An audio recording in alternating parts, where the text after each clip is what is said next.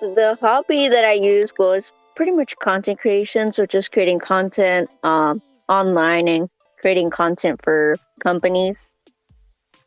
I would say I started out with just a niche of like fashion, and then I kind of like when I stabilize myself within that space, I try to incorporate like new content or new types of content just to see how my audience reacts to it, and if they like it, then I'll do more of it, and if they don't, then I'll just minimize it. But it Mm, just really started with fashion, and then now I incorporate like some of like fitness stuff or beauty. I see. I see. And creating content like this online on an average month, how much would you say you earn?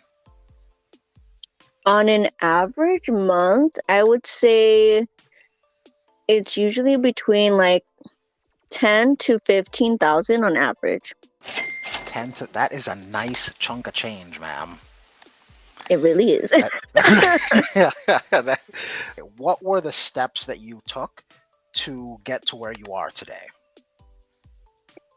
I think the biggest step is really just doing it. I think once you get over that hump and you're just like, you put yourself out there, it kind of gets a little bit easier because, like, my first thought was like, oh, like, what are people going to say? Blah, blah, blah. But I was like, you know what? Fuck it. Like, I'm just going to do it. Like, I need to do this for myself. I need to do this for my family. So I was like, I don't really care what people say. And I think that's like the first thing that people are just like, they're just so concerned about the how, like the how to. And it's like, don't be so concerned about the how to. Like, you'll eventually like figure it out. Just start off with like the hardest step, which is just putting your first video out and then taking it from there. And as far as like the costs needed to stay, or rather to continue doing what you do, what would you say are some of those costs that are necessary to continue? I would say the cost wasn't like I didn't put any money to start actually at all. I just pretty much whatever clothes I had that I really liked, that's how I started sharing like the products that I genuinely used or genuinely liked. And then once like I was like, okay, I'm starting to review a lot of my clothes, like I'm running out of clothes to review, then I started to invest and spend like money on clothes, on products. And like I Hmm. said, I was living paycheck to paycheck, so I couldn't really spend that much money on like clothes. So like the most I'd probably spend would be like maybe like $100 like in a month or 200, like if I had that leeway. If I didn't, then I was just like rotating stuff that I could review.